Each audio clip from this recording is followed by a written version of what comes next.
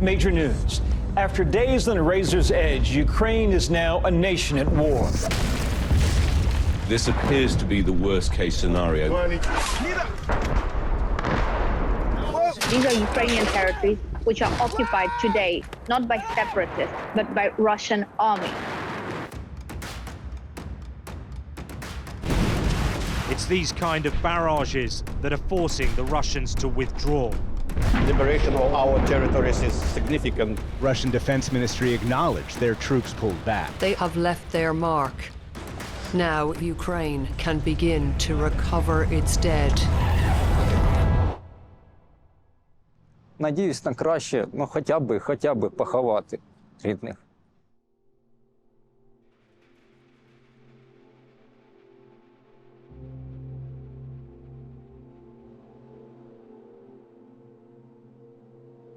I'm Bel Trew, the Independent's international correspondent, and in 2022 I was sent to cover Russia's invasion of Ukraine.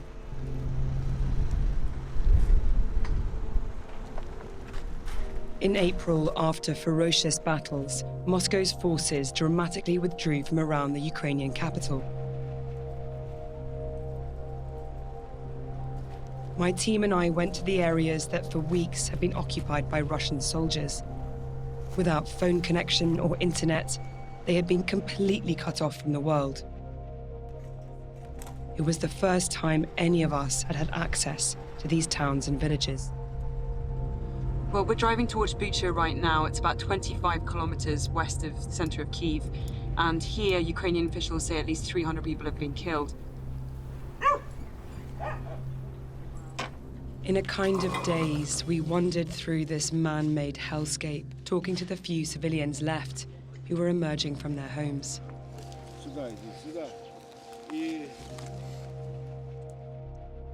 Russia denied committing any crimes, but residents spoke of rape, torture, murder, and disappearances.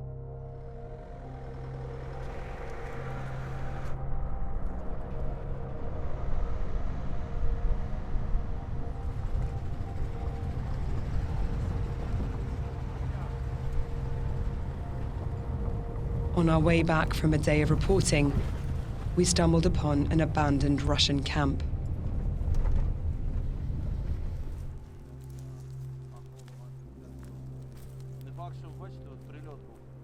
You can see behind me, but there's trenches, basically kind of living quarters.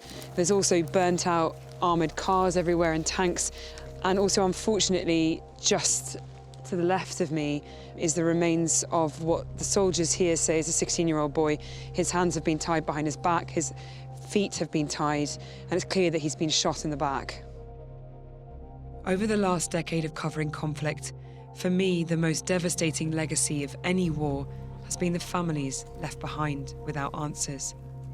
Those whose loved ones have been disappeared, vanished into jails, or killed. Those people who don't know what happened. Those who lack closure. Those presumably like the family of this young man.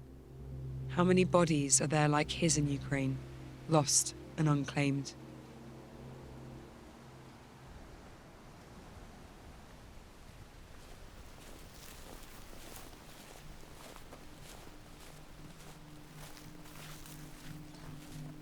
Безпосередньо тут і знаходились позиції ворога. Тут ось мають місце до цього часу, навіть видно такі от капоніри, з яких вони робили спостережні пункти і дивилися за трасою.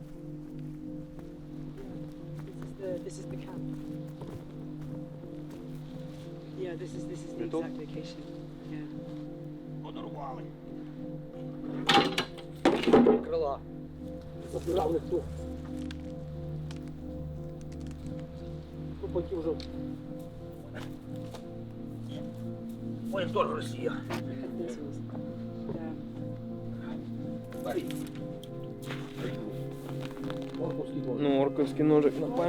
It's actually quite eerie to be back here in this Russian camp over half a year later. The area is still covered in belongings of those Russian soldiers, everything from military rations to broken ammunition boxes. The local Ukrainian police say they still don't know what happened here, specifically to the Ukrainian civilians who are clearly held in this area. And the sad truth is that they may never know.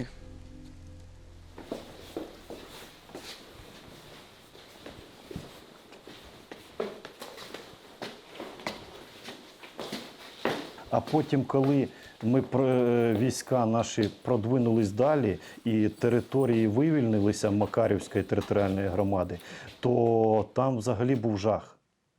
Там тіла лежали.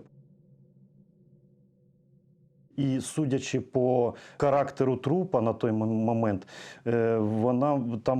вони там лежали неділями.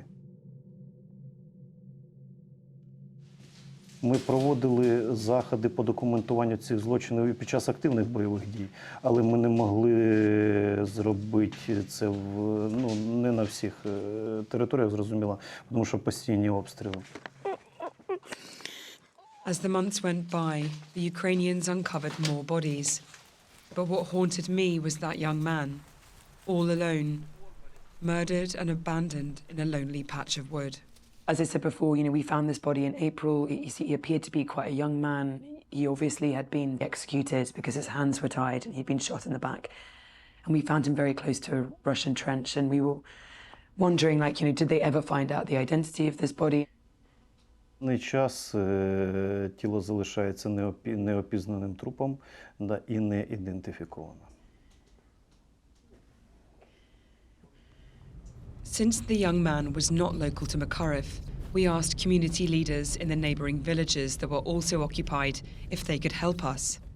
So this is exactly where we found the body. Can you talk me through where this person might have come from? Ми були окуповані з 22 березня. Наступне село Андріївка теж була окупована. Казали, що до 40 чоловік пропавши, зниклі, закатовані, все. Dozens of civilians vanished by Russian soldiers were apparently interrogated and tortured within these walls. The classrooms and playgrounds have been turned into Russian headquarters. The young man may have been held here. В основному забирали молодих хлопців. Багато людей теж забирали тих, які не понарали, чи щось не віддавали, чи знаходили воєнну якусь форму, чи ще щось. Цих теж всіх людей забирали.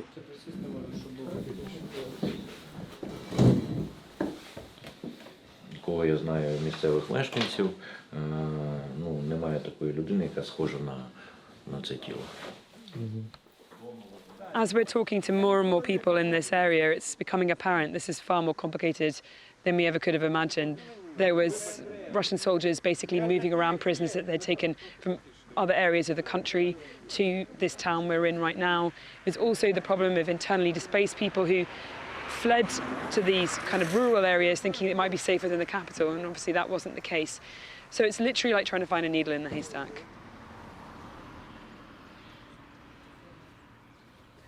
One final option was trying the regional morgue, which pre-war was just a tiny rural facility. It became the collection point for all the dead discovered across the Kyiv region. Це явно не тиждень часу, це більше тижня часу однозначно, але це незначний термін. Чи безпосередньо... The forensic doctor didn't recognize the body. Found dumped in a wood without any context, the young man would be near impossible to identify. At that time, the teams here were handling hundreds of bodies and body parts. В Самотосі, в принципі, бувають випадки, коли відомі тіла можуть перепутати у зв'язку з тим, що мішки рвуться, документи розм'якають, і, відповідно, раніше встановлені люди можуть бути як не встановлені. Але був один випадок, коли в процесі якраз транспортування, доставки, перекладання цих тіл було здійснено така от маніпуляція.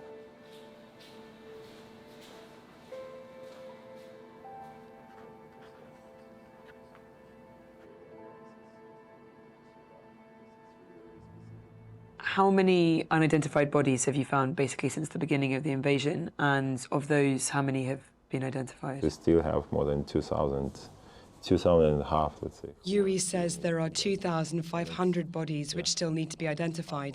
Half of them are civilians. But we really don't know how many unidentified bodies are on occupied territory. Unfortunately, we think that could be 10 times more than we think. the scale of invasion and the scale of atrocities and scale of war crimes and the severity of these war crimes are really, really serious. I hadn't appreciated how huge or complicated this problem was. I went to the International Commission on Missing Persons that have now set up in Kyiv because they've spent decades identifying bodies and documenting war crimes. The issue of the missing isn't only about the family's right to know and right to truth and to be able to bury their missing relatives. It's also very much about justice and criminal accountability. Ukraine is quite unique in the sense that the authorities have actually launched an investigation into missing persons cases while the conflict is ongoing. I don't think this has been done anywhere else before previously, and this raises a whole load of different challenges. Among those challenges are bodies being lost or mixed up. As we talked to Matthew, next door a Ukrainian teenager called Vladislav was having his blood taken for DNA analysis to try to find his mother. Vladislav has been trying to find the human remains of his mother. He actually believed that he had found his missing mother. The human remains had already been burnt. He cremated them and then sought to bury them. It was actually somebody else that he'd actually taken for burial. Поїхав десь приблизно 22 березня під Бучу на село Горівщина відвозити продукти. І 25 березня зранку вони звідти виїхали назад до Києва. І на Житомирській трасі десь сталася ця подія, виходить. З ними обірвався зв'язок повністю. Ну, от, в принципі, і все. З того моменту її не можуть знайти. Так, у соцмережах виставляли обяви, оголошення про розшук. Did he get any responses to it? No. Ну, там, скільки днів був, бачив, цілі фури трупів приїжджали, їх навіть не було де зберігати. І, можливо, там щось десь загубилось, щось не так підписали, ну, щось не туди відвезли. Ну, там нерозберіха, можна сказати, була дуже сильна. Vladislav only found out that he had cremated the wrong body because lawyers at this law firm called him out of the blue in the summer. So there was basically a body mix-up? Yeah, mix-up body. One of the lawyers had been looking for a relative called Oksenia, who was also killed by the Russians. It turns out the authorities had mistakenly given Vladislav Oksenia's body. Oksenia and her husband Maxim had tried to evacuate with their 6-year-old child and a female friend. The couple was shot by Russian soldiers before they could get to safety. So Maxim's uncle was showing us video footage apparently of the moment that Maxim was killed, which is how this whole investigation was started. So you can see this drone footage. It was just chance that a Ukrainian surveillance drone caught this moment. Maxim and Oksenia were desperately trying to flee Russian occupation along this road to Kyiv, which had become a major evacuation route. The couple did not realize Russian snipers were stationed on both sides of this motorway. Their car comes under fire. So this is the shooting, the moment of the shooting.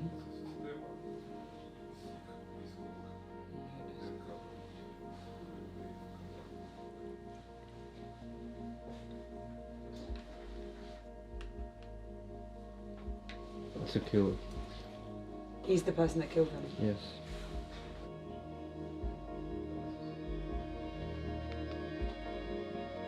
That's the boy, that's the son, right?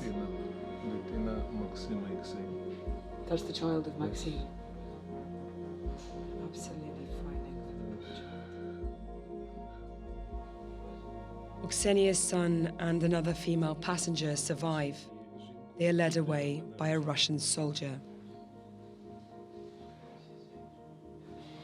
Ось бачимо поранену жінку з дитиною ведуть до ями на розстріл.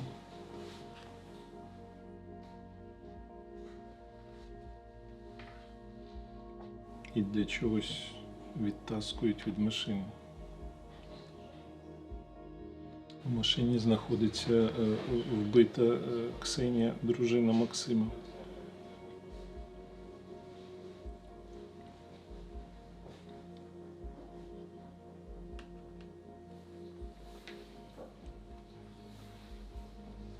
Коли ми вже зрозуміли, що діти загиблі,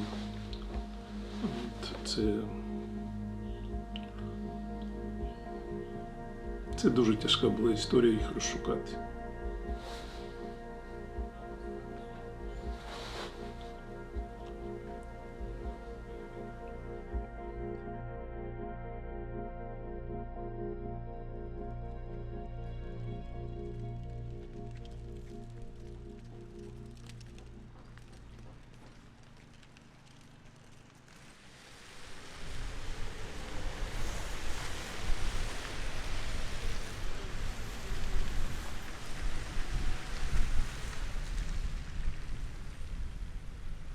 The same day we found the body in the woods, we met Vadim. Marooned by the destroyed remains of his family home, he was waiting for rescue workers to pull out the dead.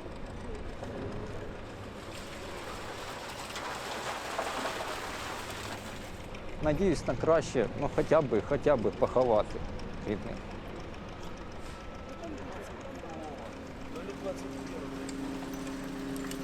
By chance, Vadim had been standing outside the block of flats that morning the Russian warplane arrived.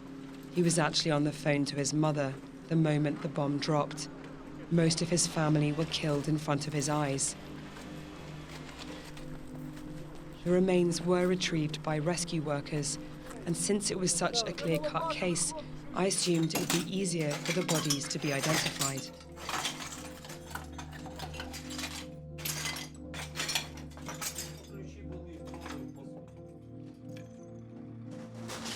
The process has been chaotic. At one point, Vadim was handed a bag of 4 severed arms to identify. The case was transferred between different districts, and it seems his initial file was lost. Тіла відвезли до різних моргів, там у 5 чи вроді в 5, в різних місцях. По-новому здавав також ДНК і по-новому давав свідчення, знову відкривали справу. І так, поки нічого не ясно, нікого заховати не вдалося.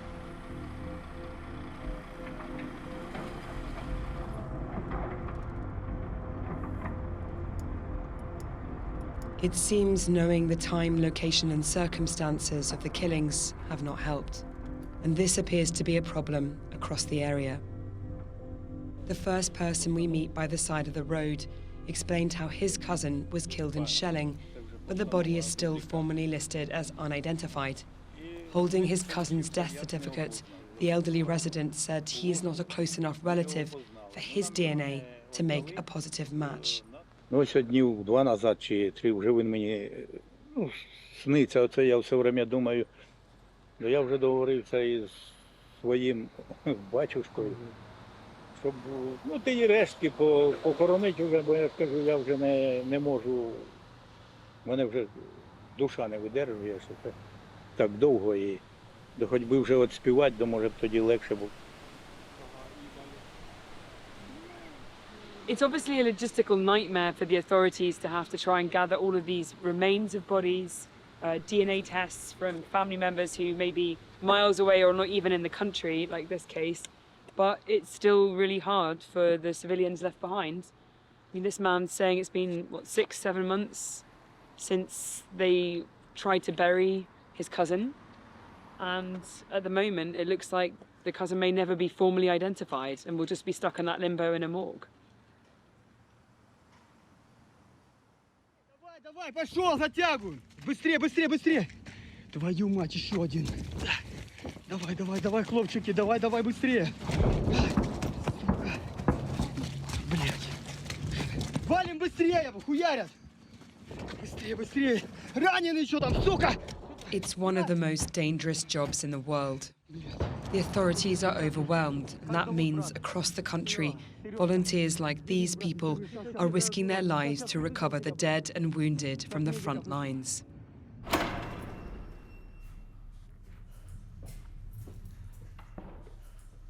At full capacity, the morgues have to store the dead in railway carriages, refrigerated trucks, and shipping containers.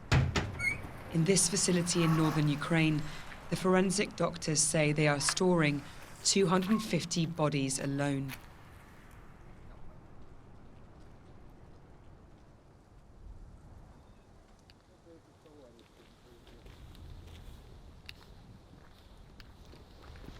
and the police are discovering more bodies every day.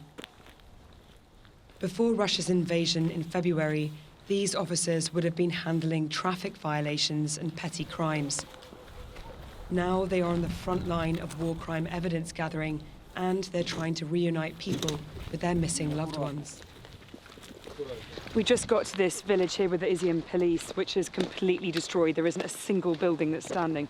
We're following them now at the moment as they go to pick up a body that they've found, and they've told us we've got to walk directly behind them because this whole area hasn't been properly demined yet. And they're still finding bodies even weeks after this area has been liberated.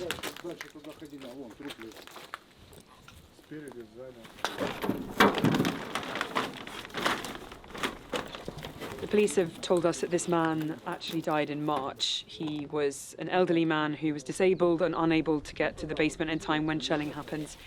And that just highlights the problems of trying to retrieve the dead.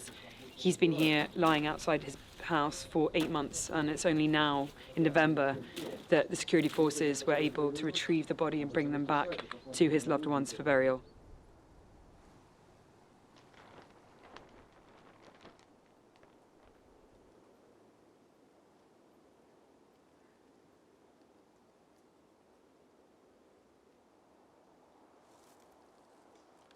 In some cases, they're finding hundreds of unidentified bodies at once. Every single one of these neatly dug holes will be months, if not years, of work to formally identify the individuals, to work out what happened to them, to potentially document the crimes committed. The Ukrainian police have even opened mobile DNA labs with portable testing equipment provided by Western donors. За допомогою цього приладу воно пришвидшить це все зробити. Ми зможемо виїхати на місце злочину, на місце масового поховання з даним приладом, встановити і вже на місці проводити експрес-аналіз ДНК.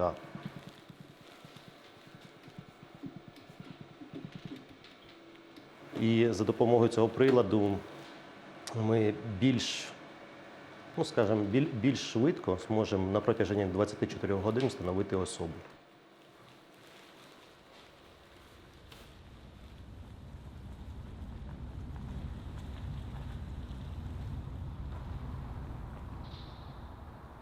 The bodies which produce no successful DNA matches are eventually taken from the morgues and returned to the earth. They are buried in special numbered graves until fresh evidence comes to light and someone comes to claim them.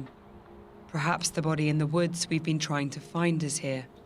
We still don't know if he has any family, if anyone is searching for him, except for us.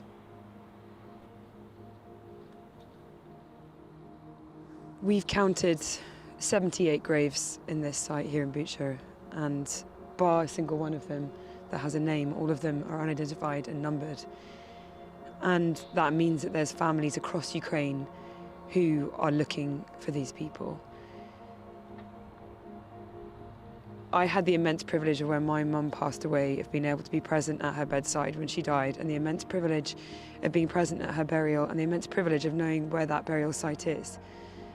And anyone who's experienced grief will know that there's something about being able to visit at least a place to pay your respects, and that has a form of closure, which is a form of healing. And I think that's the biggest tragedy here.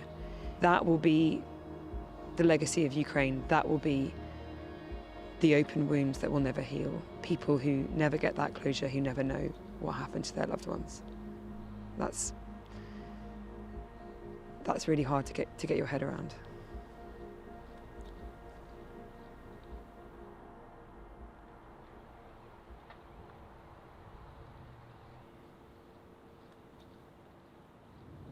We're driving along the Zhytomyr highway right now.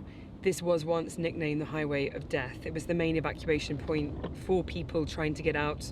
A lot of people died on this highway at the time. They were shot by Russians or they were killed in shelling. Among them was Maxine and Oksana, and also, we believe, Vladislav's mother.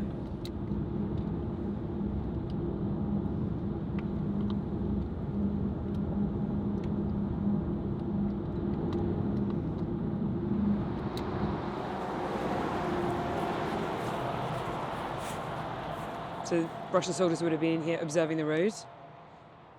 And they were shooting from the other side mainly. Mainly from another I side. think they have the same on another On the other side, so it's from both, yeah. And you wouldn't be able to see a soldier at all. It'd be completely and utterly hidden. You wouldn't have any idea. Yeah, because they're all over the place. There's one over there and here as well.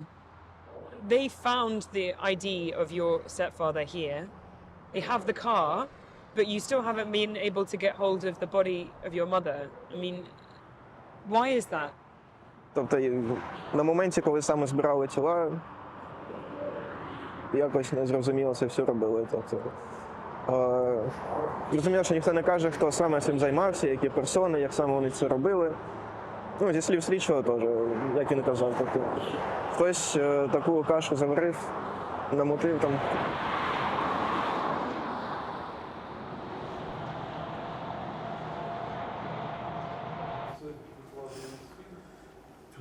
After months of no news, the law firm has agreed to help Vladislav locate his mother's body. Orphaned and on his own, the teenager has even moved in with one of the lawyers called Serhiy, who has taken on his case and is now taking care of him.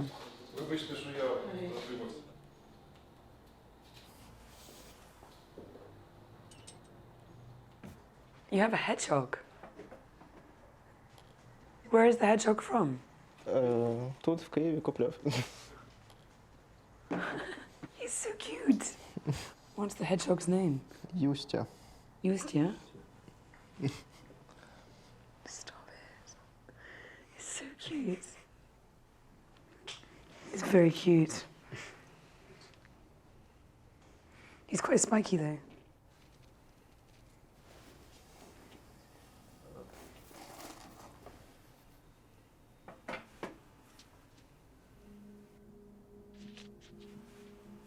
Розмова по мобільному телефону, і просто вона позвонила повідомити, що все добре, і вони залишаються переночувати, бо не встигають. Це було 24 березня. І це по факту була остання пряма моя розмова, і все. Ну, здоти.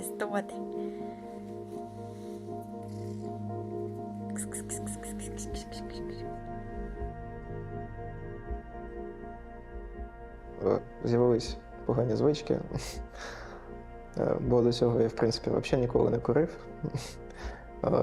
майже не випивав. От.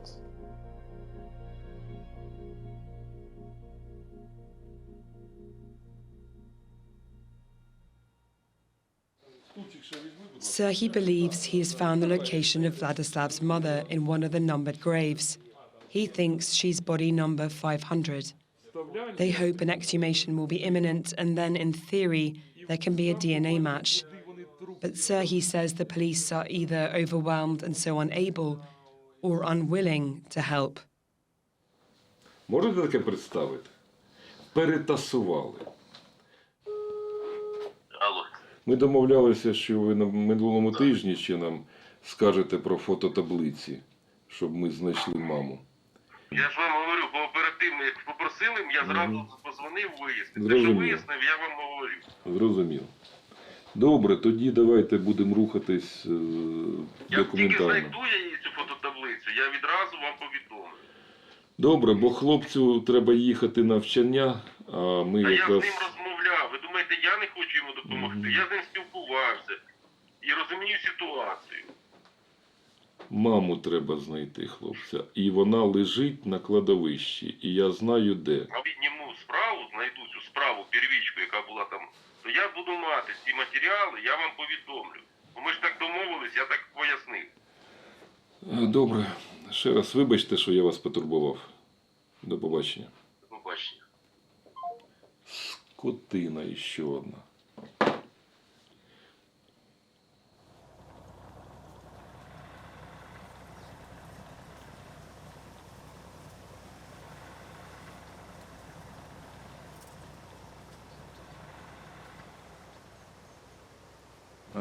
Віддушина, хоч трошки я сюди, трохи, якось успокаююся, трохи віддаляюсь від того всього, трохи мені тут легше.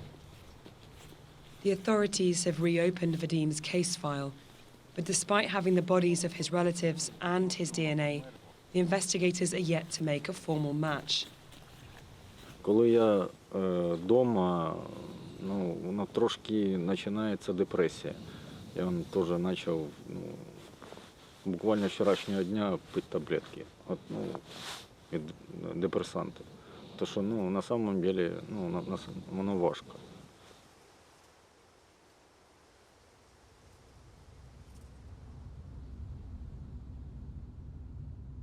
Robbed of a proper burial, Oksenia's and Maxim's families have instead built a little memorial by the side of the road. It marks the place where they were killed on the highway, where that awful moment was filmed by the drone.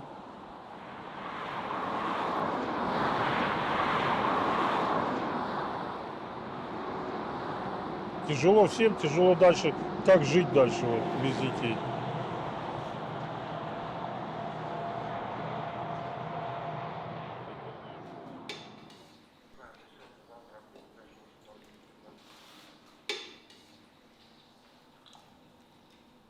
Last time you were here, you were trying to get hold of some photos of the crime scene so that you could move forwards with the DNA process. What happened? Я надав клопотання, адвокатські запити, звернувся до керівника. Нарешті ми отримали. І прислав оцей останній труп, який є невідомий, ми 500. Ми зможемо зрівняти. What if it's not grave number 500? What happens next? Будемо шукати далі. І будемо до кінця, поки не знайдемо. How are you coping? How are you dealing with this situation? Maybe I live depressed mood. I have a problem to concentrate on some things. It's understandable that we try to find the answers. Yeah.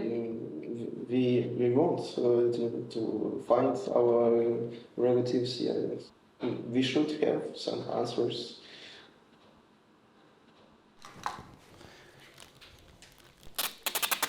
And it's not only about finding the missing. Ukraine and its international partners are building tens of thousands of potential war crime cases. The murder of Vladislav's mother may end up being part of that. It's extremely important to get everything accurate from the scene of the excavation. That's an immense job to be doing when the country is still in conflict. Exactly. If there's a break in this continuity, that's where you lose all credibility in a court of law. How long could this process take? I mean, are we talking about this, Ukraine looking for its missing and identifying its bodies for a few years? Or I would count this in, unfortunately, decades. This problem will persist. Hopefully, the Ukrainian authorities and the international community could pour all its resources into this and make that, time even less. That's a hope.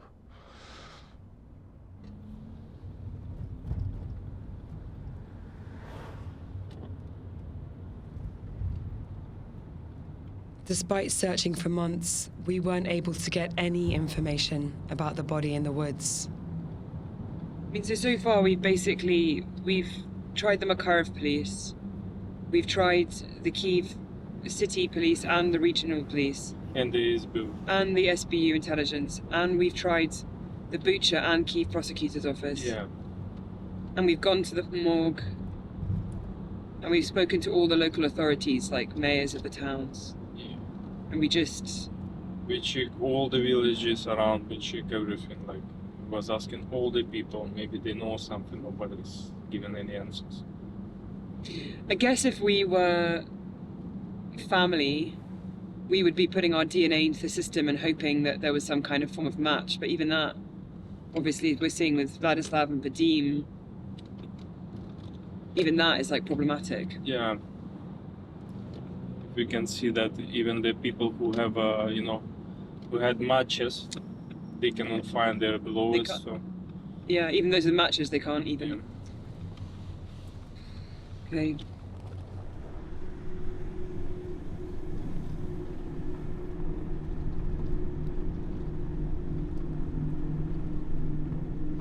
When we first stumbled upon this site in April and decided to dig into what had happened here, I don't think we had any idea just how difficult it was going to be to get answers.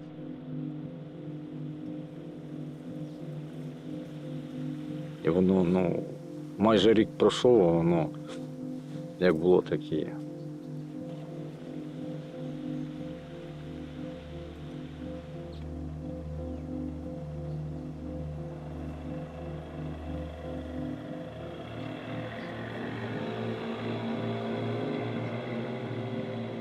From what we know, this young man was likely not a local.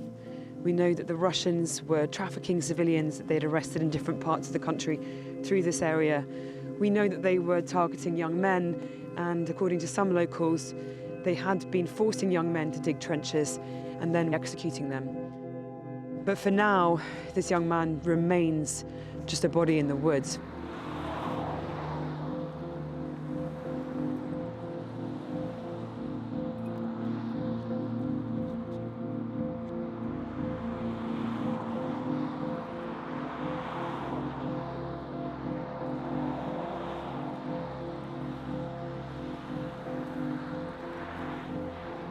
Сегодня я так же само приехал побыть вместе с ними, потому что когда я здесь чувствую, это последнее их место было на этой земле, и я как бы здесь хочу с ними встретиться.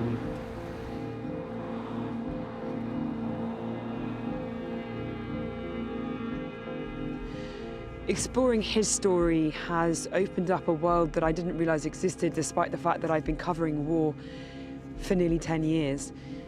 We met Vladislav, Serhiy, Vladimir. We learnt the story of Maxim, Oksana, and of course we followed Vadim through the process of this investigation.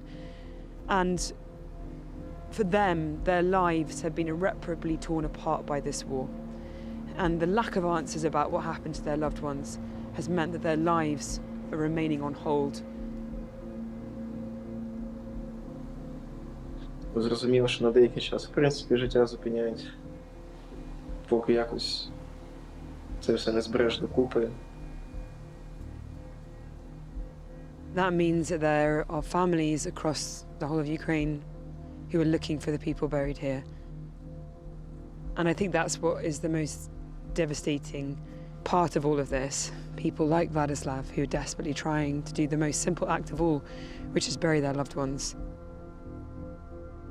And that's going to be the cruelest fate here for civilians in Ukraine, is that they're not going to have the right to do that, to have the closure, to be able to put an end to their grief.